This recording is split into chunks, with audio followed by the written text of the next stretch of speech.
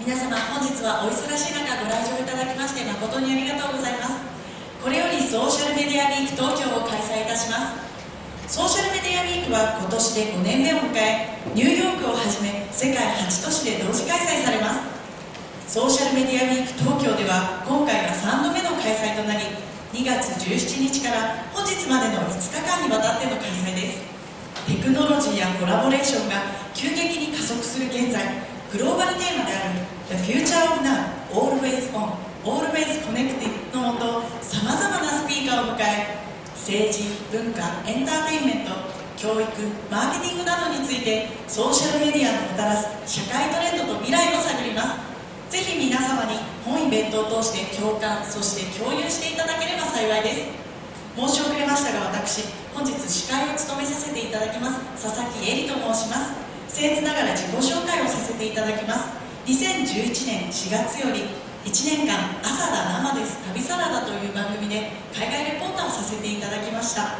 そして私自身もこれからクラウドファンドレイジングなどソーシャルメディアを通した活動をしていきたいと思っております。どうぞよろしくお願いいたします。それでは早速セッションを始めさせていただきます。まずはじめにTurning Clicks into Customers と題しまして、Optimizely コーファウンダー、プレジデントピート・クーメン様によりますセッションです。それではクーメン様、よろしくお願いいたします。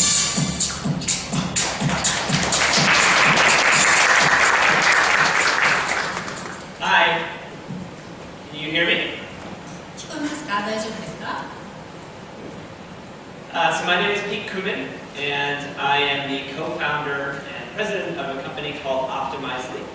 We're a startup in San Francisco. We've been around for about 40 years, and we make it very easy to run what are called A/B tests on your website. But I'm not going to talk much about that today. Instead, I'm going to talk about the process of turning visitors or turning clicks into customers on your website. And I want to... Sorry? Oh, yeah. Sorry. はい、すみません、共通訳を入れてお話しさせていただきます。今日はですね、クーメンと申します。オプティマイザーの後半の CEO をしております。で、我々サンフランシスコで起業してから4年ぐらい経つんですけれども、A/B テストという、A/B テスティングというツールを提供しています。ただ今日はですね、我々の商品ではなくて、もう少し踏み込んで、どういうふうにクリックをした人、あるいはそのウェブサイトを訪問した人をお客様に変えていくのかという、そんなプロセスをお話したいと思います。It's okay. So I want to stop and thank a man named Kyle Rush. He was the deputy director of front-end web development on the 2012 Obama-Champaign. And he actually prepared some of this material and gave me some of these stories to talk about. So I owe him a lot of thanks. はい、まずですね、今日ここにいないんですけれども、カイル・ラッシュさんにこの場をお借りしましてお礼を申し上げたいと思います。オバマ選挙で2012年のオバマの選挙戦の際にですね、フロントエンドウェブディベロップメントの、ディレクターをされていた方なんですけれども、このスライドを用意するにあたっていろんな情報、あるいはその画像スライドの材料となるものを提供してくださいました。Also, one quick note, it's a pretty small group here, and let's keep it informal. If you have a question, just raise your hand, I can see you. We can stop and just chat about it. それから今日比較的人数も少ないので、もしよろしければ質問などもどんどんしていただければと思います。So for some context, I'm gonna help sort of set the stage for why this talk and this stuff is important. で、なぜこれが重要なのかということですけれども、このコンテクスト、置かれている状況がどんなものなのかということをお話しします。So a lot of the examples that I'm going to talk through are from the Barack Obama presidential campaign in the U.S. in 2012. 今日お話しするのはですね、いろいろなストーリーがあるんですけれども、特にその中から2012年のオバマの大統領選挙の例をいろいろ引き合い出しながらお話したいと思います。So the campaign raised more than $1 billion in campaign donations. この選挙戦でですね、寄付金が11億ドル以上集まりました。And almost 700 million of that came online on a website, barackobama.com. そのうちの7億ドルぐらいがですね、オンラインのバラクオバマ .com から集められました。So the campaign spent millions of dollars in search engine marketing, search engine optimization, social media campaigns, and other outreach to drive traffic to this website. でこのキャンペーンの際ですね、大統領選の際に何百万ドルというお金をつぎ込んで、サーチエンジンの、検索エンジンのオプティマイゼーションですとか、あるいはソーシャルメディアのキャンペーンなどを展開しました。And what I'm going to talk about today is the effort that the team and the campaign underwent to make sure that as many of those visitors as possible turned into donors or volunteers or other interested parties in the election. そしてこのチームがまず力を入れたことというのは、このウェブサイトを訪問する人たちを実際に寄付をしてくれる、あるいはボランティアとして活動してくれる人たちにいかに変えていくのかというところに注力しました。So the team ran more than 500 experiments on the site during the campaign. そのためにこのチームのみんなでですね、500以上のさまざまな試みをこのウェブサイトで行いました。They underwent weeks of user testing, so in-person tests with users. そして何週間もかけてユーザーテスティングを行いました。And they logged almost 670 million Google Analytics events. そして6億7000万件の Google Analytics のイベントを行っています。And what were the results? でその結果ですが、Well, over the course of the campaign, they were able to increase the number of donations that they got per thousand visitors by 49%. この選挙戦の間ですね、ウェブサイトを訪問する人からの寄付金というのが、寄付者というのが 49% も上がりました。And they increased the rate of email sign-ups, so sign up for their email distribution list, by 161%. そしてメーリングリストの登録者は 161% の上昇となりました。So here's how they did it. Optimization. でそれをどういうふうにしたかというと、オプティマイゼーション、最適化によって行ったわけです。And there are three big parts to this. The first one is observation, then experimentation, and then finally personalization. それを行うにあたってはこの3つがポイントとなりました。それぞれオブザベーション、観察ですね、そしてエクスペリメンテーションということでさまざまな試み、またパーソナライゼーションということをしていきました。So I'm going to talk about all three of these, and I'll start with observation. でこの3つについてお話をしていきますが、まず最初のオブザベーション、観察というところから始めます。So the first piece here is, it's an obvious one for anyone who has a website, but it is analytics. まず最初の段階としましては、本当に明らかなんですけれども、アナリティクスですね、これをうまく使うというところです。It's the easiest way to understand what your visitors and users are doing on your website. ウェブサイトに来る人たち、あるいはユーザーが何をしているのかというのを理解するのに一番簡単な方法です。And these are, I'm not going to spend a lot of time on this, but these are 4 tools that I recommend using. They're great. Some of them are free. Google Analytics, Kissmetrics, Omniture Site Catalyst, and Mixpanel. They're all fantastic tools. はい、ここに4つツールを挙げてありますけれども、中には無料で使えるものもあります。本当に使いやすい素晴らしいツールだと思います。One important thing to keep in mind, though, is no matter what tool you're using for analytics, is that you take the time to track what really matters to you. そしてどんなツールを使うにしても、一番重要なのは何がその人にとって大切なのかということをきちんとトラッキングするということです。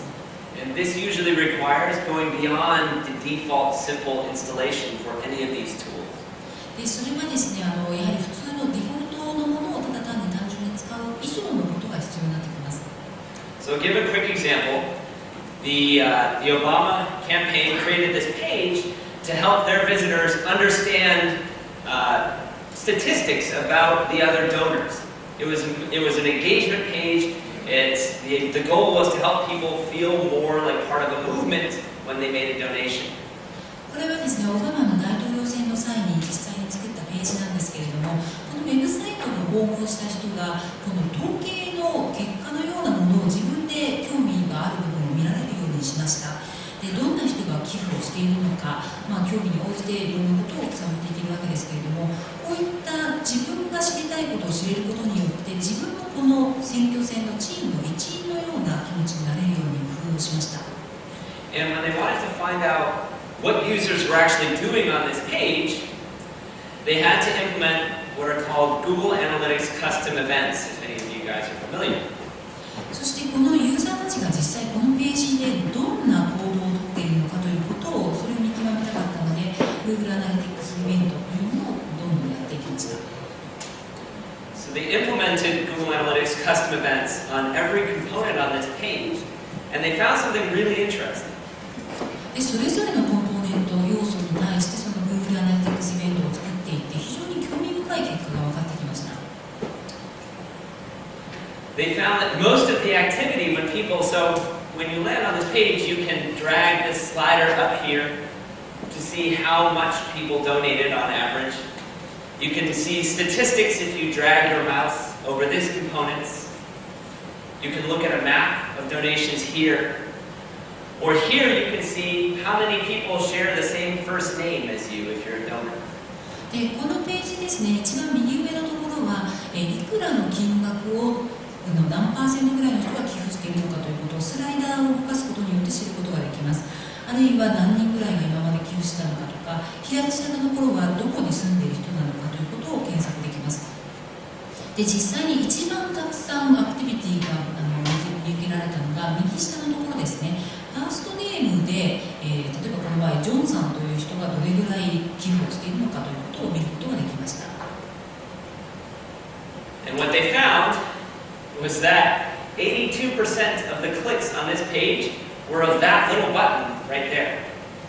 でこのページのこのコーナーですね、この部分で 82% の人がこの右に送るボタンをクリックしていたんです。People were just interested in seeing the most common names of other donors. 寄付をした人の中でどの名前が一番多かったのかということを見たいと思う人がこれだけたくさんいたということですね。So that's all the time I'll spend on that. I also want to talk about user testing. そして次はユーザーテスティングですけれども。And if any of you are entrepreneurs, as a fellow entrepreneur, I just cannot stress how important this is to actually get into the same room as your user and understand the questions and concerns and confusions they have about your website or your product. 起業家の方、あるいはこれから起業しようと思っていらっしゃる方にはこれは本当に強調してもし足りないというポイントなんですけれども、このウェブサイトにアクセスする人たち、いろんな情報をここに入力していきます。その際にすごく混乱したりとか、あるいは何か情報を入れるに対して抵抗があったりということがあります。So here's an example. On the Obama page in 2012, the campaign was required to collect the employer and the occupation of every donor. It's a U.S. law. そして2012年のこのオバマの大統領選のウェブサイトなんですけれども、寄付をする人の、働いている先ですね、それから職業というのを、法律によってこれを入力してもらわなければいけないという規定がありました。And when the team looked at the errors that people had when they were donating, this was the biggest cause of errors. People not entering any information here, leaving it blank. でこのチームのみんながですね、エラーを探っていったところ、一番たくさんエラーが発生したのがこの職業、そして、仕事をしている先というところの入力が書かれていない、あるいは何らかのエラーがあったということが分かりました。And when they looked at the data that they were collecting here, they found a lot of people writing things like, none of your business, or fuck you. でここに何が書かれているのかをもうちょっと見ていったところですね、職業というところにそんなの関係ないだろうとか、ボランティアの方々に協力をいただいて、これを実際入力をしてもらうところを見て初めてそれが分かりました。And what they found was that several of the volunteers were unemployed or retired. というのは、この実際にこれを入力している人たちというのがもう失業していたりですとか、あるいはリタイアした人たちというのが people were either confused or embarrassed about what to put in these fields when they were asked about it. なので職業を聞かれた時に失業している人あるいはリタイアしている人は何て書いていいのかわからないあるいはすごく聞かれたくないことを聞かれてしまったという気持ちになったりしました。So what they did was they added a line. なのでここに一文章を加えたんですね。If you are retired, please enter retired in both fields. でリタイアされた方はリタイアと書いてくださいという文章を添えました。And they found that adding that decreased the number of errors by 63%. それによってエラーが 63% 減少しました。They never would have had this insight unless they actually sat down and talked to people using their website. これが実際にこのウェブサイトを訪問する人たちの動きあるいは入力の仕方を本当に見ない限りは分からなかったことです。So analytics are very important, but they can really only give you a small part of the picture. And if you are an entrepreneur, I really cannot stress enough how important it is to actually understand what's going on in your user's mind when they're using your site or your product. なのでアナリティクスというのは非常に重要な使えるツールではあるんですけれども、それが全ての状態を映し出しているというものではありません。なので本当に起業家の方あるいは何かこういうことをする方というのはユーザーがどういう動向をしているのかあるいはどこでつまずいているのかということを本当に理解するということがとても大切です。So one quick mention for those of you interested in using or in conducting user tests. There's a great site, usertesting.com. They make it very easy. They get users to use your product or your site and then film them doing it and ask them questions about it. It's great. ユーザーテストにご興味のある方はこの usertesting.com というツールがあるんですけれども、非常に簡単に、サイトですとかあるいは商品を試してそのユーザーの反応を見ることができるツールです。A couple of questions.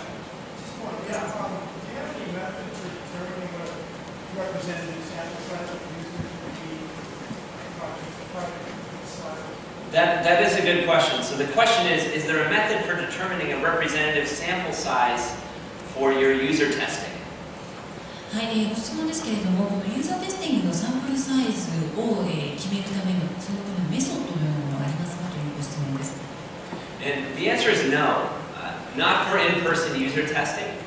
And the reason is because I think you get a different insight from an in-person user test than you would from an A/B test or using analytics.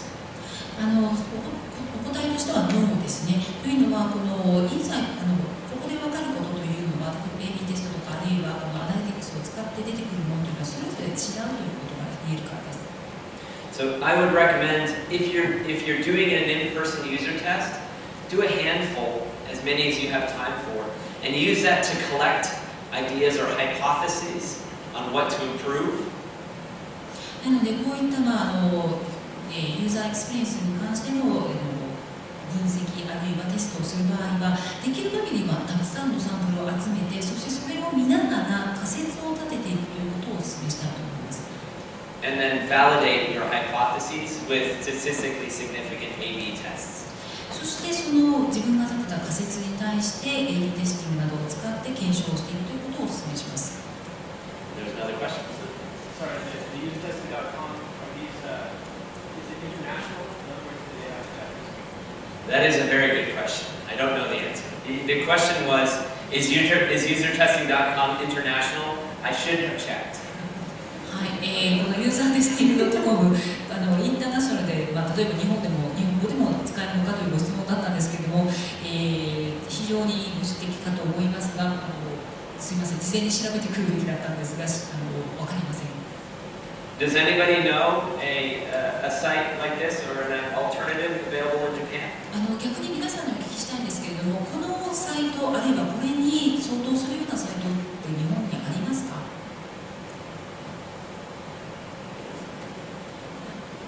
Sorry. Maybe they are. I don't know. Yeah. あるかもしれないですね。Okay. Second piece of this is experimentation. はい、次がですね、エクスペリメンテーションということで、試みということをやっていきます。And there's a very simple process here for experimentation. プロセスとしては非常にシンプルなものです。Step one is just identify your goals.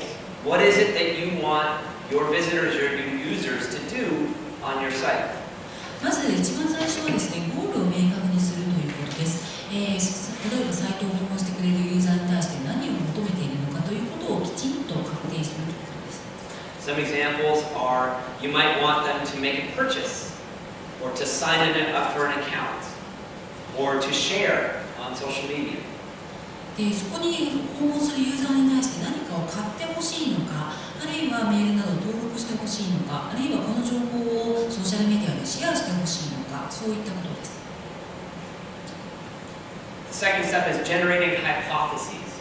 So how do you think you can improve the number of people who achieve these goals? And that's a great place to use user testing, by the way, is in generating hypotheses. そして次が仮説を立てるということです。どうやったらその一番に立てた目的に向かってこのゴールを、達成してくれる人を増やすことができるのか、でこの仮説が正しいかどうかを試す、検証するというところでユーザーテスティングを使うのは非常に有効かと思います。Next, creating experiments. そして次がテストをする。Validating these hypotheses, and that's what I'll spend the next few minutes talking about are examples of experiments like this. でこのテストをしてみる、いろんなことを試してみることによってさらに仮説がどうなのかということを検証していきます。でこの後どんなふうにそれができるのかという例をいくつかお話しします。Then prioritizing with ROI, or return on investment, in mind. そしてこの投資に対してどれぐらいのリターンがあるかに基づいて優先順位をつける。And finally, testing and recording the results. そして実際にテストをして結果を記録していくということです。So the first example I'll give deals with the copy on a website. So the text or the words, they really matter. でまず最初の例ですけれども、コピーですね、このキャッチコピーなどです。その実際ウェブサイトに書いてある文章がどんなふうなものなのかということです。So this page is a page on the donation flow of the 2012 Obama-Champaign. でこれはですね、2012年のオバマ大統領選の時の、寄付をする人たちが、使うウェブサイトでした。It was shown immediately after the donation was made. So this was the very next thing that the visitor would see. でこれはですね、寄付を実際した人が次に目にするページです。And the goal was to have the user agree to save their payment information, their credit card info. 大体のクレジットカードでこの寄付をするわけですけれども、ここでの目標、ゴールというのは、寄付をした人がそのクレジットカード情報をここに保存してほしいというのがここでのゴールでした。Because that would make future donations easier for that donor. で、そのクレジットカードの情報をここに保存して登録してもらうことによって、また寄付をしたいという時に簡単に寄付をしてもらえるわけですね。You can see here, they started with a line that said, save your payment information for next time. で、まず次回のために、この支払いの情報を保存してくださいというのが左側のページです。They changed the text here to make it more of a next step and to make it more of a direct ask for the user. They said, now, save your payment information. で、その右側のページがこの文章を少し変えたもので Now という言葉が一番頭についています。これによってもっと直接的にその場での対応を働きかける言葉になっています。When they ran the test, they saw 20% more people saving credit card information. で、これを実際に試してみたところ 20% 以上の人がクレジットカードの情報を保存するということに合意してくれました。Imagery is also very important. そしてイメージですね。This was a contest that the campaign held where donors could win a dinner with the president and his wife. でこれはですね、大統領選の時の公認の一つで、寄付をした人が抽選あるいはコンテストで大統領と食事ができるというものです。They tried two different images here. で2つのイメージの画像を使いました。The first one just showed the president. 1つ目が大統統領の写真、大統領だけが写っている写真ですね。And the second actually zoomed out and showed a dinner, a more intimate photograph, and made it very clear that the winner was just going to be sitting alone with the president and his wife, not in some large room. で、この2つ目の写真がですね、これに実際に当選した人、あるいはこの権利を勝ち取った人がどんな場面に、自分が置かれるのかということを示したものです。大統領ご夫妻と非常に、プライベートな空間でものすごく大勢の人がいるわけではないような場所で食事をするというその光景が写っています。And the situational image resulted in 19% more people signing up for the contest. そういった情景が分かるようなイメージ、画像を使うことによって 19% コンバージョンレートが上がりました。Next, the user experience. This is a broader category. はい、次がユーザーエクスペリエンス、かなり広い話のような話になりますが。So the page here is the donation page, the original donation page in the 2012 campaign. こちらが2012年の大統領選の元々のオリジナルの寄付の寄付金を募るためのページです。All of the information was requested on one single page. It was very fast. この一つのページに全ての情報が集まっています。And what they tried instead was breaking it up into 4 separate steps. And just asking the user to go one step at a time. これをどういうふうに変えたかというと、これを4つのページに分けて、プロセス一つ一つのステップによってページを変えるようにしていきました。And this also resulted in 19% more people completing the donation process. これによってこの寄付のプロセスを完了させる人が 19% 上昇しました。Finally, simplicity. I will give some examples not from the Obama campaign, but from other companies showing how sometimes the most effective thing you can do with a page is to remove things instead of changing or adding them. そして簡素化する、シンプルにするということです。これはオバマの大統領選ではなくて、会社のウェブサイトの例を使いながら、実際に情報を入れていくよりも必要でない情報を抜いてしまった方がいいという例をお話しします。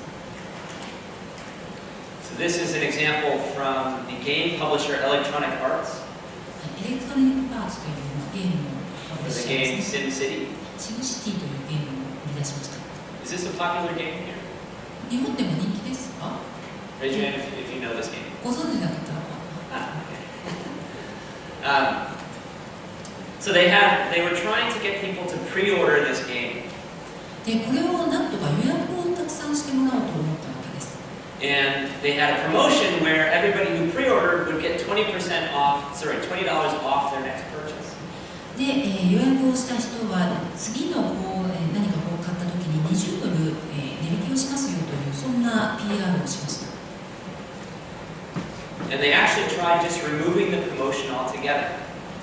で、実際そのバナーのとこですね、そのプロモーションを覗いてみたんです。 And saw a 40% jump in pre-orders. そうしたらバナーがない方が予約が 40% 以上増加しました。 Now I have a guess for why this works so well. And I think it's because when you have the image here, the user realizes that it's a pre-order and not a purchase. So they understand it's not ready yet. で、これ自分はなぜかというのがなんとなく分かるような気がしていて、予約したら次のお買い物の時に20ドル値引きしますよということは、つまりこれは予約であってすぐに物が届くわけではないということがこの場で理解できてしまうわけですね。なので、じゃあちょっと待とうかなという人が多かったということじゃないかと思います。 And when they removed the banner, it may not have been clear this was a pre-order. Visitors may have thought they were purchasing the game at the time.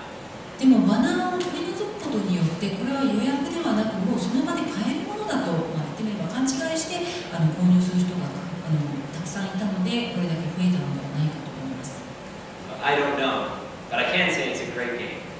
いずれにしても本当のところはよくわかりませんけれども非常に良いものだったということです。 Another example here, there's a company in the US called Seamless, And people use it to order food with their phone or the internet. でアメリカの会社のシームレスというところですけれども、電話やネットで、食事をオーダーできるものです。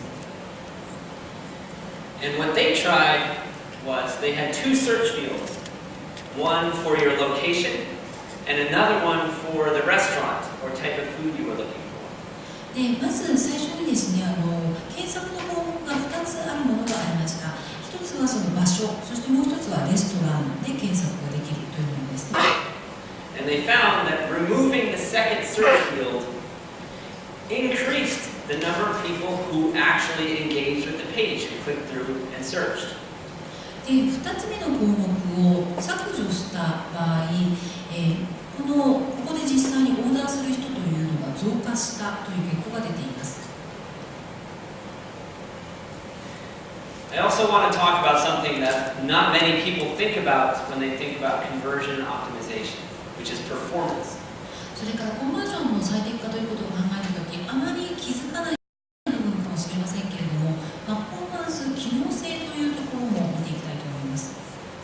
It's one of the most important parts of building a site that people like interacting with. Just the speed of the page is very simple. でそのサイトを気に入ってもらえるかどうかというところの非常に重要なポイントは、スピードが速いかどうかということがあります。I remember I used to work for Google, and I remember Larry Page saying that was the one feature that nobody ever asks for, but everybody wants. でこれはですね、この機能が欲しいということを口に出して言う人はほとんどいないのに、実際のところ誰もが望んでいる機能だということを Google で言われていました。私自身 Google に以前働いていたんですけども。So I won't go into the details, but the Obama-Champaign had a very, very simple technical setup for their server. で、細かいことまではお話しませんけれども、オバマの大統領選の時には、このサーバーのところでのテクニカルな部分、かなりシンプルにできていました。And the average page load time was about 5 seconds from start to finish. で、このページのローディングの時間、かかる時間というのは平均して5秒でした。So they invested a lot of time and a lot of money in improving this and managed to improve it by 80%. そしてかなりの時間とお金を投資して、これを改善していって 80% の改善が見られました。So here you can see an actual comparison of how much faster the improved site was. でこれが実際どれぐらい速くなったかを示しているスライドになります。And 80% faster page loads translated into a 14% improvement in the number of donations, or $32 million. で、80% このページのローディング更新が速くなったことによって、コンバージョンレートが 14% 増加して3200万ドル寄付金にして、上昇したということです。So why is this?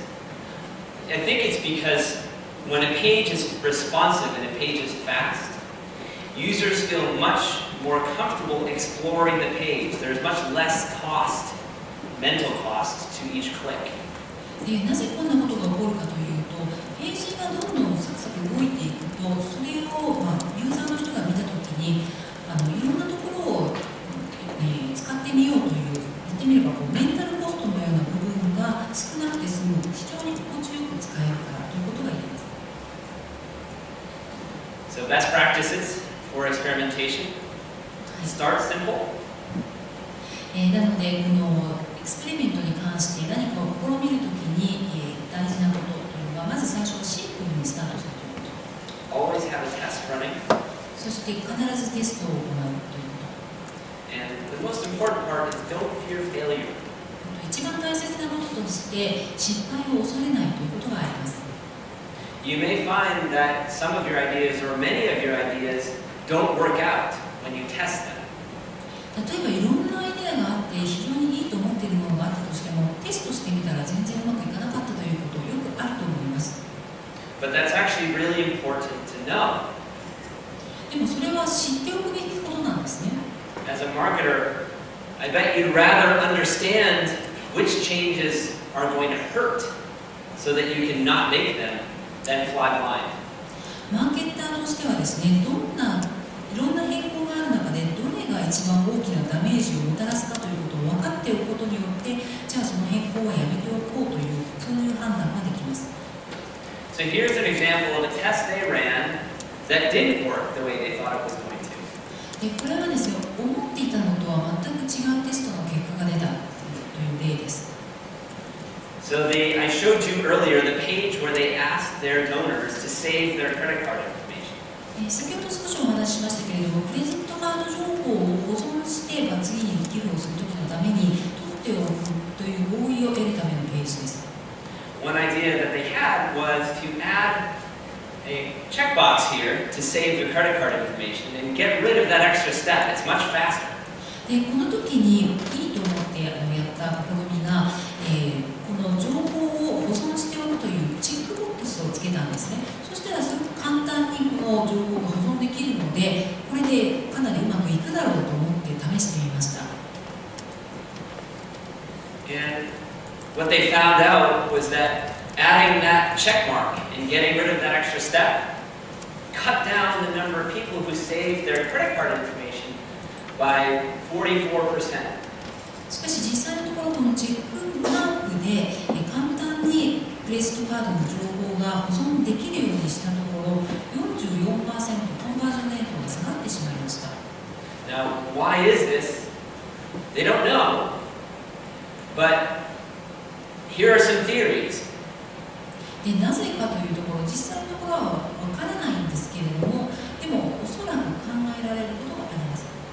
One is that here there's no explanation for why they're being asked to save their credit card information. まずはなぜここでクレジットカード情報を保存するべきなのかということの説明がない。And another one is that, I don't know about you guys, but when I buy anything online or when I sign up for anything online, I always uncheck everything. で皆さんも同じかどうかわからないんですけれども、自分自身が何かをオンラインで買ったとき、あるいはオンラインで何か登録したときには、こういうチェックボックスはすべて外します。例えば次回メーリングリストを送りますかとか、そういうのを外します。And maybe users are just used to saying, no, don't send me email, no, don't send me ads, don't do this, don't do that, and just unchecked by default. なのでユーザーとしてはメーリングリストはいらないとか、何かあったときお知らせ広告を送らないとか、もうこのチェックボックスを外すっていう習慣がついてしまっているのかもしれません。And so by testing this, they were able to measure how ineffective it was, and they didn't make the change. でこれを試してみた結果、こういうふうに簡単にすることによって逆効果になってしまうということが分かったので、これはやめておこうという判断ができました。And the last thing I'll talk about is personalization. で最後のところがパーソナライゼーション、パーソナル化するということです。So personalization it's again, it's very simple. It's just the idea that every one of your visitors is different. これは本当にシンプルな話で、ウェブサイトを訪れるユーザーというのはみんな一人一人違うというものです。And you should treat them that way. ということは、それに対する対応もやっぱり違うものであるべきだということです。So the first step here is just identifying important segments of your audience. まずは、重要なオーディエンス、そこに訪問する人たちのセグメントを明確化するということ。Some examples: location, 例えば場所ですね。where they came from. あるいはどこからそのウェブサイトに行き着いたのか。So did they come because they clicked on an ad? Were they referred by a friend on Facebook or Twitter? アプリから来たのか、あるいは Facebook や Twitter から友達経由で来たのか。Even more important, behavior. そして動向。Is this someone who has made a purchase before on your website? 以前にも同じウェブサイトで何かを買ったことがある人なのか。Or maybe have they already signed up for an account? あるいはすでにアカウントを持っている人なのか。Are they a high spender or a low spender? 購入する際にはかなりのお金を使うのか、あるいは少額しか何か買わないのか。So There's also some very important data here that often sits in third-party tools. そして重要なものとしては、第三者のツールというところから出てくるデータです。You might use Google Analytics data for segmenting your traffic. トラフィックのセグメンテーションのために Google Analytics を使うということもできます。You might store customer information in Marketo or Salesforce. セールスフォースやマルケットを使ってこのお客様のデータを見るということもできます。Or Totango is another great tool for customer data. They're a little smaller and newer though. そしてカスタマーデータに関してはトタンも非常に使います。And once you've identified the important audiences, create experiences that target them individually. So target and then experiment to validate.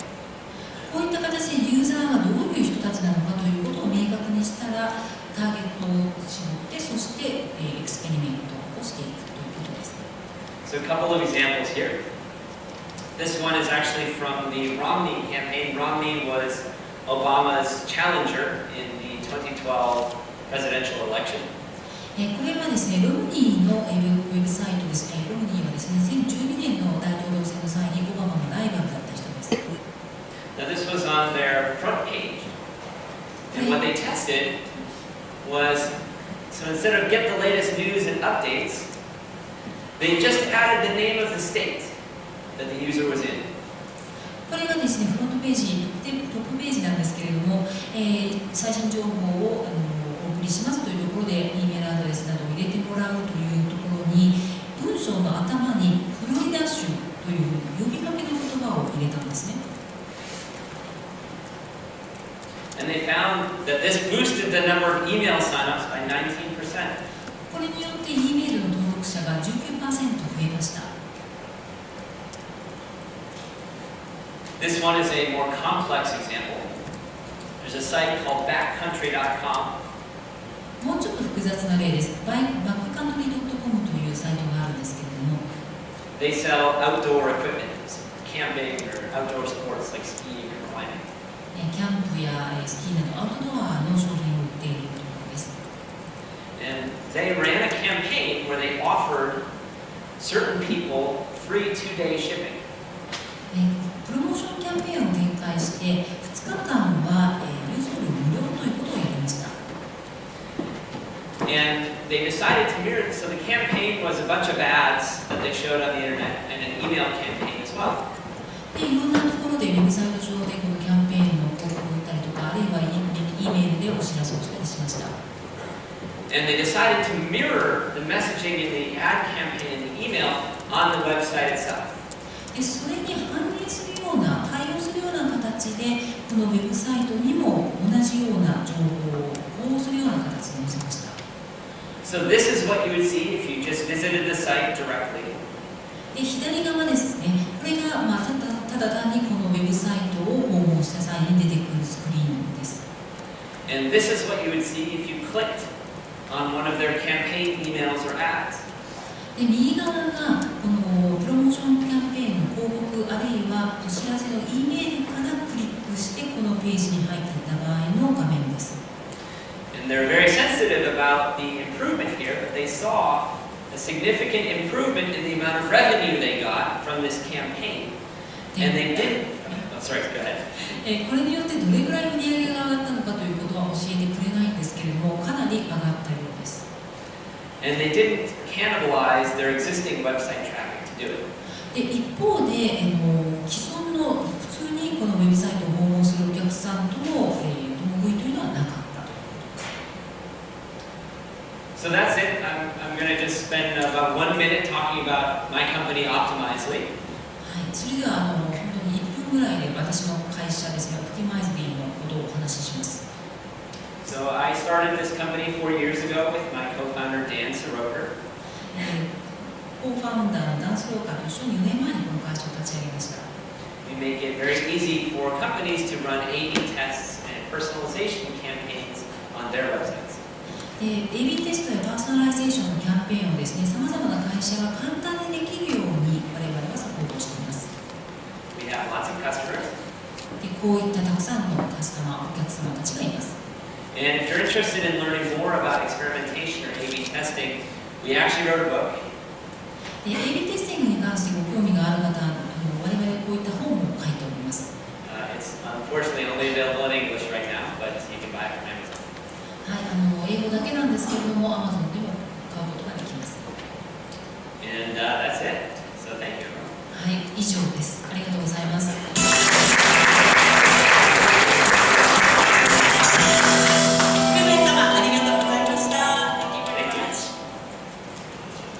以上をもちましてセッション1を終了させていただきます。この後12時より The Growth Machine, How Product, Market Fit and Social Media Drive Growth と題しましてセッションを行います。事前登録は必要ございませんので、ぜひご参加くださいませ。Yes, if we don't have time for questions, but if anyone is curious about any of the stuff that I talked about, please just meet me out back. Happy to chat. はい、質疑応答の時間が取れなかったんですけれども、お話しされたい方ですとかご質問がある方、この後ろの方におりますので、ぜひ休憩時間中にお話に来てくださればと思います。よろしくお願いします。ありがとうございます。